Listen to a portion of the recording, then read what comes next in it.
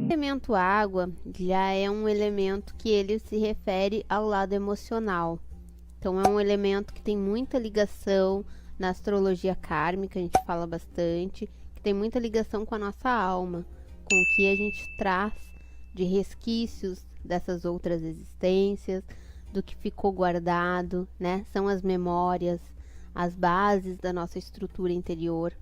É energia de sensibilidade, de intuição, de introspecção, compaixão, a empatia e o cuidado com o que se ama. É muito de cuidado, de afeto, de ligação com os ciclos da vida. Então representa os nossos caminhos kármicos, a necessidade da segurança e do afeto, do acolhimento. Então são pessoas que elas trazem muito essa coisa de acolher, de dar afeto, de buscar entendimento do outro e acolher esse outro, né? E é uma energia muito criativa também, mas diferente do fogo, que é uma criação no sentido de expressar quem eles são, de expressar aquela vontade interior deles. A criação, a criatividade do elemento água é uma criatividade totalmente emocional. É uma criatividade que vem naturalmente e que se expressa de diversas formas. Estaria falando de artes, de música, de tudo aquilo que a gente precisa de inspiração para criar. É algo que vai além do que é concreto, do que é material. É algo que expande aquelas obras de artes que a gente olha e tem diferentes interpretações de acordo com o olhar de quem está observando. Isso é muito água, porque coloca ali a emoção e deixa com que aquela pessoa interprete de acordo com o que ela sente, né? Então, essa energia, ela também é muito, ela se molda muito, ela é uma energia muito adaptável também.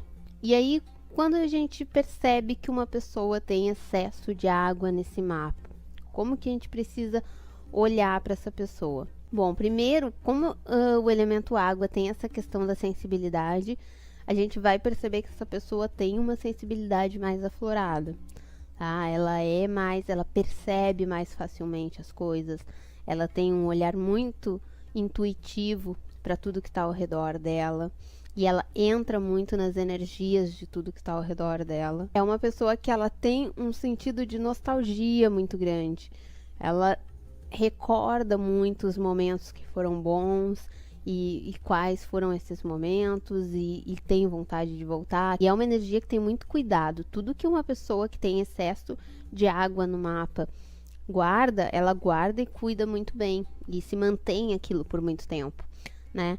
Então, é uma busca por se sentir acolhido, amado. Essa pessoa precisa muito disso. Ela precisa sentir que ela faz parte daquele ambiente e que ela é bem recebida ali. Há muita imaginação e talento para as artes. A pessoa que tem a falta de elemento fogo e que tem excesso de elemento água, essa pessoa tende a se tornar mais introspectiva e mais fechada no mundo dela. Então, ela expressa toda essa criatividade, toda essa expressão ali no interior, na segurança do lar dela, mas ela não expande isso muito além, porque tem a questão da necessidade de segurança. E aí a gente tem que cuidar bastante também, como tem essa questão muito forte da empatia, e isso para um lado desafiador, pode ser que a pessoa se iluda facilmente com más intenções de outros, com situações em que parecem ser uma coisa e não são. A falta de água no mapa, aí a gente já vai ter um outro cenário. Então a gente vai ter uma pessoa que vai tender mais para um lado mais frio de encarar a realidade. Se ela não tem nenhum planeta ali, o lado emocional dela está contido, está guardado para ela. Então ela tem essa aparente frieza, tem uma dificuldade de expressar o que sente, né? Principalmente se a pessoa tiver excesso de ar no mapa, ela vai ter, ou de terra, ela vai ter uma necessidade muito grande de racionalizar aquilo que ela sente. Então ela não consegue expressar aquilo que ela não consegue traduzir em razão, em algo que ela consiga ter uma teoria para explicar, que ela consiga ter início, meio e fim, que ela consiga ter palavras muito sólidas para dizer. E aí quando se trata de sentimento, quando entra nesse universo mais subjetivo, ela tende a se perder em como expressar isso, né? Tem um excesso de racionalidade. E aí existe a fuga nos assuntos que levam à interiorização. Tem uma dificuldade de lidar com o universo dos outros, não consegue alcançar o outro, não consegue entender aquilo que o outro está expressando e não consegue expressar o que ela está sentindo também. Então, a falta desse elemento é complicado porque a pessoa ela vai se tornando muito pragmática e muito pouco flexível, né? Então, tem que trabalhar bastante essas questões da criatividade, da expressão, de colocar de alguma forma esses sentimentos. Câncer, ele traz bem expressado nele a energia emocional de sensibilidade, né? Então é a intuição direta com o nosso passado e as nossas estruturas. Por isso que Câncer tem tanto a valorização da família, porque ele valoriza muito de onde ele veio, quais são as raízes dele, de onde veio a estrutura emocional dele, né? É o amor materno, o amor que nutre, que passa segurança, que cuida. Câncer está muito atrelado à nutrição. Então, quando a gente vê, por exemplo, mapas com câncer na casa 6, que se refere ao profissional, a gente pode ver aí uma possibilidade de essa pessoa seguir realmente na área de nutrição ou cuidando de alguma forma de outras pessoas, porque tem essa necessidade de cuidar de algo. Eu me lembro de alguns estudos que eu estava fazendo sobre o signo de Câncer, e que a pessoa comentava que o canceriano, se ele não tem um filho, um cachorro, alguma coisa para ele cuidar, ele tem que ter uma boneca que seja, mas ele tem que ter algo para ele cuidar. Ele precisa muito se sentir cuidando de alguém, sabe? Nutrindo de alguma forma, passando segurança. É a segurança do nosso lar, as raízes da nossa alma e da nossa caminhada nessa existência. Também, por essa razão, Câncer está muito atrelado na astrologia kármica ao nosso passado, às memórias do nosso passado, porque ele guarda as nossas raízes, é aquilo que está no profundo da nossa alma, o que está guardado ali, o que a gente traz dessas outras existências. Então, esse signo, ele é a água mais ativa, é a água que faz nosso emocional fluir. É a água que solta nossa imaginação, que nos lembra do acolhimento familiar. As águas que impulsionam o nosso sentir e nutrem o que nos liga ao passado, né? Então tem essa questão da nutrição e do acolhimento, do afeto, da sensibilidade e das raízes. Peão, a gente já começa a ir num nível muito mais fundo nesse mergulho, né? É o emocional mais profundo. É a energia do que a gente guarda no nosso interior. A inconsciência, o mistério, é tudo que está ocultado.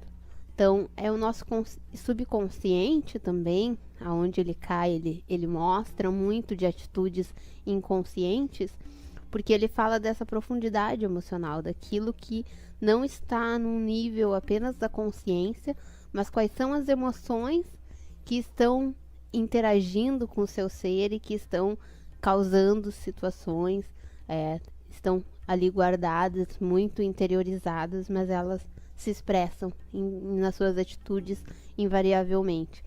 Então, é a transformação, é o que nos faz renascer emocionalmente. É uma água muito profunda, muito intensa, mas que ela mergulha nessa profundidade, na intensidade desses sentimentos profundos, e ela reformula esses sentimentos. Ela dá um novo sentido para isso e ela renasce a partir disso.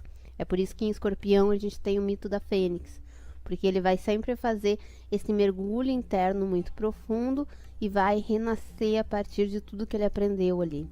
Então, é a água profunda que nos mostra os mistérios abissais, né? Que nos conecta com as profundezas da nossa sensibilidade e nos lembra que existe muito além da nossa percepção mais rasa. Por isso também ele é ligado bastante à questão de mistérios, do oculto, porque ele investiga tudo que não está visível, tudo que a sociedade de alguma forma oculta ele vai querer saber como funciona, ele vai querer saber o que que tá ali, o que que fica guardado ali. É uma energia de transformação pessoal, necessária para ressignificar o emocional e inconsciente.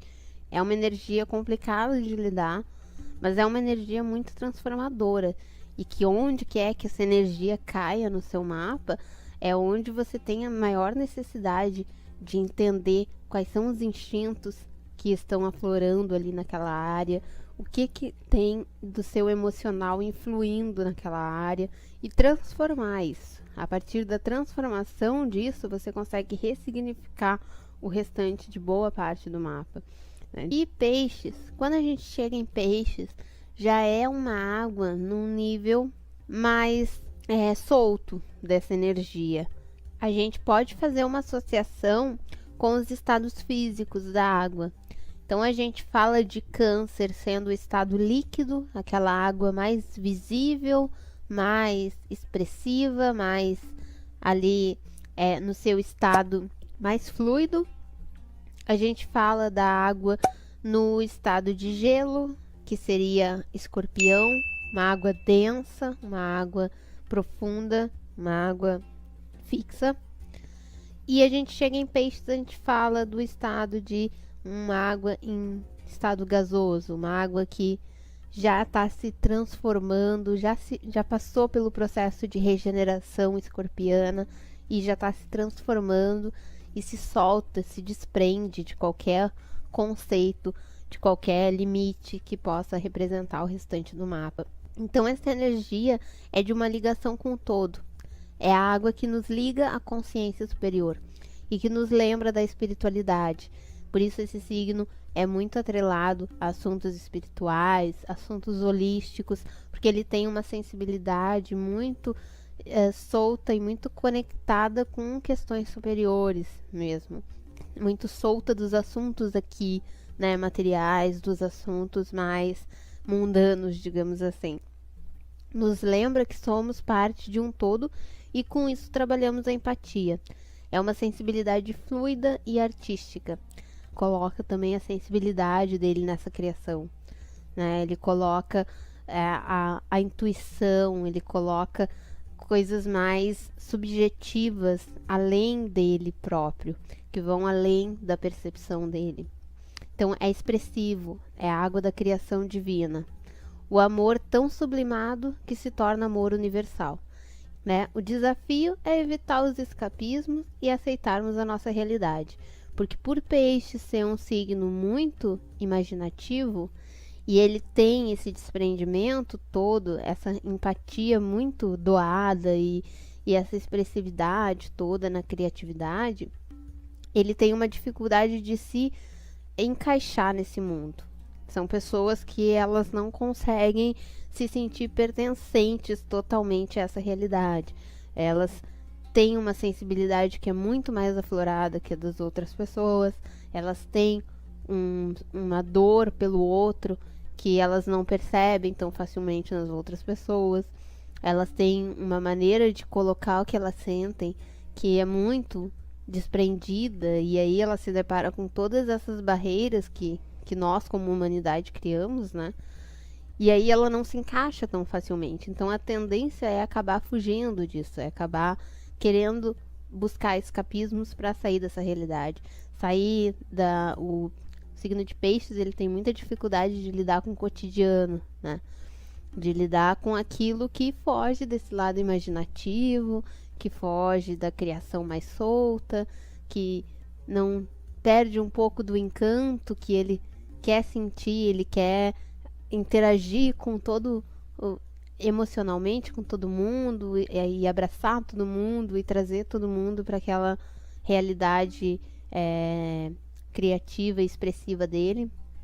E aí quando ele tem que simplesmente levantar todo dia, se arrumar, sair, trabalhar, fazer coisas cotidianas e que acabam consequentemente gerando um certo tédio, ele vai se desmotivar muito com isso. Fazer coisas corriqueiras e que perdem o encanto da vida, para ele é muito desgastante. Então tem que cuidar bastante para não acabar fugindo dessa realidade, buscando caminhos perigosos de fuga dessa realidade. É a água que dá vida e que nos lembra do significado profundo dessa nossa existência. É as águas que nos reconectam com a fonte criadora.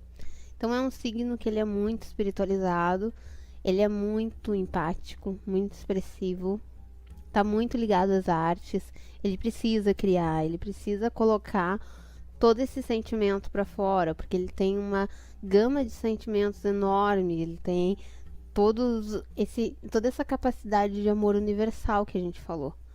E aí, se ele não coloca isso, se ele não expressa isso numa via positiva, seja nas artes, seja criando alguma coisa, seja se expressando, atuando, pintando um quadro, fazendo algo nesse sentido, ele acaba se sentindo sobrecarregado com atividades que são muito concretas, muito corriqueiras, que exigem um padrão muito exato.